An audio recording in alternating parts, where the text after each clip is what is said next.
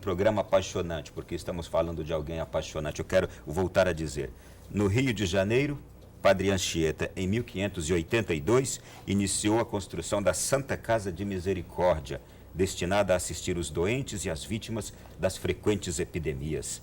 Um religioso interessado profundamente nas pessoas, dando especial atenção aos pobres, aos doentes, aos grupos indígenas ameaçados e aos negros escravizados, que percorria grandes distâncias para visitar um doente que fosse.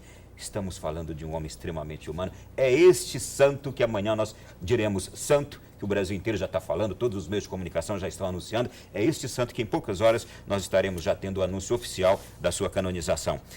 Padre Aleixo está conosco aqui, Padre Jomer, a gente voltou, a gente terminou. Eu queria, mais uma vez, que a gente pudesse dar uma resposta para críticas existentes quanto à ação da Igreja dos Jesuítas nesta chegada ao Brasil e neste processo de defesa, neste processo de a catequização, colonização, enculturação dos indígenas, dos negros. O que dizer àqueles críticos que se acham gênios, porque parece que descobriram a roda e que criticam esta atuação?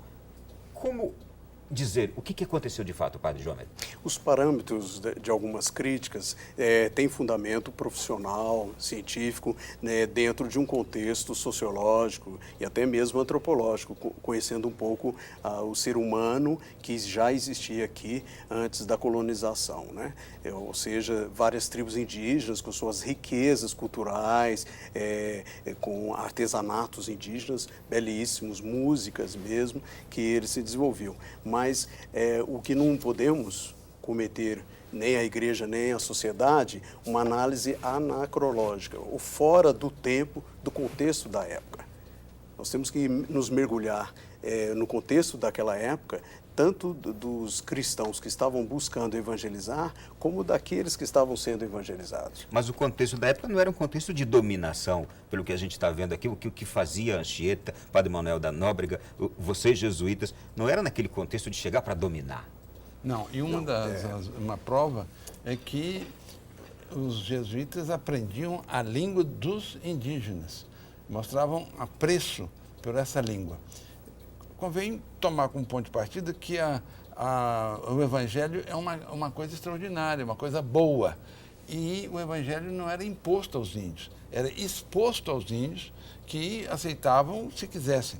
Agora, os jesuítas ganharam o apreço dos índios, o amor dos índios, e só isso explica o fato de que em certas reduções houvesse 500, 600 índios e 2 jesuítas. Se não estivessem contentes os índios, eles seriam eliminados ou expulsados, não é, daquela região. Isto é, os jesuítas seriam expulsos dali, não ficariam. Não tinham defesa. É porque eles ganharam o coração dos índios. Eles entenderam isso e então passaram a ter uma grande estima pelos jesuítas. Agora, quem vem de uma outra região pode trazer coisas novas e expor. E a nossa sociedade tem que ser a soma de benefícios que há em cada sociedade. Então, os jesuítas levaram elementos novos para os índios. O Anchieta... E trouxeram para os índios a língua, trouxeram a educação, trouxeram a cultura e trouxeram o Evangelho. O Evangelho e também... A escrita também. A tradição era oral. A parte também das artes. Os índios aprendiam com os jesuítas marcenaria, aprendiam arquitetura, aprendiam a fazer obras, estátuas, etc. Isso era um enriquecimento para eles, né? Talentos. O Anchieta nasceu numa família onde havia pessoas familiarizadas com a música. E Anchieta percebeu que os índios apreciavam muito a música. Então ele deu o catecismo e deu a instrução religiosa, muitas vezes valendo-se da música e do teatro. 2 elementos que eram muito apreciados. Como é que era o violino, Padre João? Do violino, a questão que as crianças ficavam encantadas com como que pode uma madeira, que eles palpavam e viam que aquilo era feito de madeira, com cordas esticadas, produzir um som tão belo. né? Então, o primeiro contato dos jesuítas com esse violino, tocando para os indígenas, isso encantou a todos, para perceber que não só de instrumentos musicais indígenas que já existiam, mas poderiam ter outras alternativas musicais, né? E vários indígenas, então, quiseram e aprenderam muito bem a tocar violinos, né? Isso foi encantador. E é claro, isso é uma troca de cultura, como o padre Aleixo falou muito bem. Essa troca de cultura interpretada por alguns como uma pressão cultural europeia e que não foi bem assim. Não, eu gosto de enfatizar bastante isso aqui. A humanidade de Anchieta, ele amava os indígenas, ele amava os negros, aqueles que eram escravizados, e ele os defendia e criava a estrutura, as cidades por onde passavam as aldeias, era para criar estrutura de proteção a essas pessoas menos favorecidas. Agora eu quero saber o seguinte, Padre Aleixo, a gente vê o itinerário que fez Anchieta aqui, itinerário geográfico que fez no Brasil. Como é que se andava tanto naquela época? Era a pé, não era? A pé, alguns casos com cavalo, mas frequentemente a pé. E muitas vezes descalços. Muitas vezes descalços. Né? Nem todos dispunham de sapatos. Era uma coragem enorme. E um sacrifício enorme, uma dedicação enorme para benefício das populações que eles visitavam e instruíam e orientavam. Importante dizer, estamos ali no início da colonização do Brasil, do desbravamento. Então, estradas não existiam. Exato. Cavalos, somente alguns tinham cavalos, eram raríssimos, né? E burros, e isso era mais para carregar carga. As pessoas não iam em cima desses animais. Os animais eram só para transportar. Quer dizer, uma ou outra pessoa doente que poderia ser transportada ou de rede, que é a ambulância que se tinha, imagina, era uma madeira comprida e segurando com a rede e a pessoa ali sendo transportada. Tudo muito, muito precário. A gente vê os lugares por onde passou Anchieta. O que ele foi fazer nesses lugares? Rio de Janeiro, Salvador. Por que essas viagens? Bom, havia índios que deviam ser atendidos, havia populações já de portugueses. Você mencionou muito bem a iniciativa de Anchieta de abrir uma enfermaria em 1582. Um navio que vinha da Espanha teve muitos marinheiros que morreram na viagem e outros chegaram ao Rio de Janeiro adoentados. E Padre Anchieta, então, construiu de uma maneira precária, simples, muitas casas para receber esses doentes, com a medicina da época. O Padre Anchieta se tornou também um enfermeiro, com o aprendizado que ele teve com os índios, das ervas que eram boas para o coração, boas para o estômago, boas, né, para os rins, etc. E a casa de que nós temos hospital, registros, desculpe interrompê-lo, mas registros das cartas que ele escrevia e relatos de como que as pessoas estavam melhorando da saúde com tais ervas. Então é o início de uma pesquisa de fitoterapia, né? Muito precário, mas muito rico também na história do diálogo com a grande sabedoria que as tribos indígenas já tinham no uso dessas ervas, mas não na denominação científica, não na classificação e no relato. Entendi. Porque não havia tradição, havia a tradição oral, mas não a escrita de documentar tudo isso. Nosso costume jesuítas é sempre de fazer relatórios, né? Então isso ajudou muito na história, até mesmo do Brasil. E esse hospital do Rio de Janeiro veio a ser o primeiro da história do Brasil, e lá há uma reverência particular na Santa Casa de Misericórdia do Rio de Janeiro, um apreço, uma homenagem especial ao Padre José de Anchieta, que é o fundador da instituição. Mas o senhor disse que essas viagens que ele fazia era para atender os indígenas? Sim, era para atender os indígenas, para levar a instrução também e ajuda às comunidades já portuguesas que iam surgindo, né, pelo litoral do Brasil, um pouco pelo interior também. Então, era um apostolado constante dele. Por isso ele se deslocava tanto de uma cidade para outra, às vezes por navio, né, pelo litoral. Isso também acontecia, né? Ele fez várias viagens, mas em condições muitas vezes precárias. Era o método de transporte da época. Mas ele esteve disposto até ir a pé a Lima, no Peru, para, se fosse necessário, para ele ser ordenado padre, porque havia um período em que havia bispado de Salvador, bispado de Lima, no Peru, e, digamos, havia uma interrupção no tempo entre um bispo em Salvador e outro. E ele queria ser ordenado. Ele admitiu a hipótese de ir a pé até o Pacífico. Né? O padre João Maria, inclusive, ele foi ordenado padre aos 32 anos, não é? Sim. Isto é, já tinha feito uma história aqui no Brasil, inclusive, tanta coisa que tinha feito já. Foi ordenado aos 32 anos, portanto, e era um homem extremamente, dizem que quando parava para rezar, ficava horas rezando, capaz de caminhar na areia, escrever o poema Nossa Senhora. O que dizer dessa espiritualidade de Anchieta? Então, todo esse processo e essa idade já com 32, porque nós também, jesuítas, não ordenamos cedo. Nós temos uma formação longa, eu também fui nessa idade.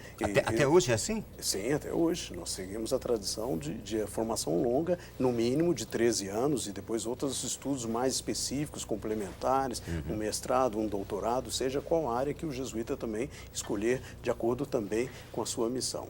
Né?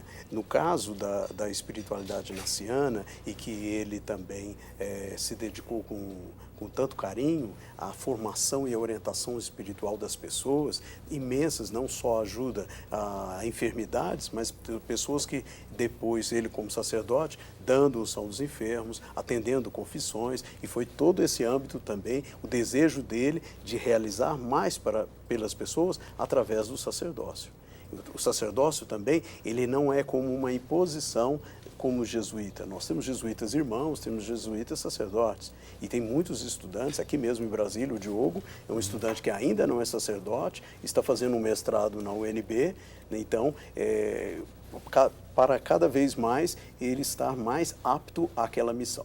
Então, longos anos de formação que cada um vai vivenciando, para estar mais a serviço, e o lema nosso, jesuítas, é em tudo amar e servir. Nóbrega e Anchieta fizeram muito bem isso. Você mencionou um fato importante, ele se deslocava muito. Ele esteve um tempo como refém dos índios tamoios. E esse capítulo é muito interessante. Inclusive que ele intercedeu pela paz naquela época, naquela batalha. Exatamente. Nóbrega e ele, diante dos conflitos que havia das tribos dos tamoios apoiados por franceses, Nóbrega e ele tomaram a iniciativa de ir até os tamoios, para conversar com os tamoios, para procurar a paz entre os tamoios e os portugueses e as outras tribos ligadas a Portugal. E aí caíram reféns? Bom, não, aí eles foram lá. Sim. E aí eles concordaram, os índios, em mandar algum cacique, algum delegado, conversar com os portugueses. Mas exigiram que pelo menos ficasse um refém entre eles. E foi o Anchieta. Porque o Anchieta falava melhor o tupi, entendia melhor a língua, do que o padre Nóbrega, que não tinha a mesma facilidade para idiomas. Então, Anchieta ficou lá vários meses, e nesse período é que ele compôs aquele poema belíssimo dedicado a Maria Santíssima, nesse período aí. Os senhores têm esse poema? Porque eu já ouvi falar tanto do Está poema. Está publicado. Eu não trouxe aqui, mas as obras do Padre Anchieta estão publicadas pelas edições Loyola. As cartas, o poema, a vida de Mendes Sá, os feitos de Mendes Sá, enfim, numerosas poesias, obras de teatro, hoje estão publicados praticamente todos, sonetos que ele escreveu. Eu estava trabalhando até pouco tempo, antes de vir para Brasília, no Colégio Anchieta, que fica na região serrana do Rio de Janeiro, né? E lá nesse colégio de 1886, nós resgatamos todos os anos um pouco mais do carisma, do modo de ser do Anchieta. E o teatro lá é um teatro belíssimo que temos, desde do século XIX, esse teatro, e os alunos fizeram um auto com esse poema da Virgem. Um professor fez o papel do Anchieta, com já uma certa idade, ele estava curvo, né? Curvado, e fazendo a poesia na areia, em que os alunos também interpretaram os outros indígenas, a relação que tinha com eles, a amizade e essa belíssima literatura que ele fala. É um drama no estilo da Paixão de Cristo, mas colocando a Mãe Dolorosa clamando por seus filhos que sofrem. Não só Jesus, mas toda a nossa humanidade que sofre. É isso que retrata esse poema, né? Muito bem. E ele conseguiu uma coisa muito importante. A paz entre os tamoios, os portugueses de um lado e os portugueses de outras tribos. Isso contribuiu para a integridade do Brasil, porque se aquele conflito se agravasse, com o apoio dos franceses, talvez ali se estabelecesse um território francês naquela região. Então ele contribuiu com esse sacrifício de refém para que a integridade do Brasil se preservasse. Daqui a pouquinho eu vou querer saber dos senhores também se hoje a cultura brasileira, a cultura do índio brasileiro, se deve também a José de Anchieta, que herança Anchieta pode ter deixado na cultura dos índios brasileiros.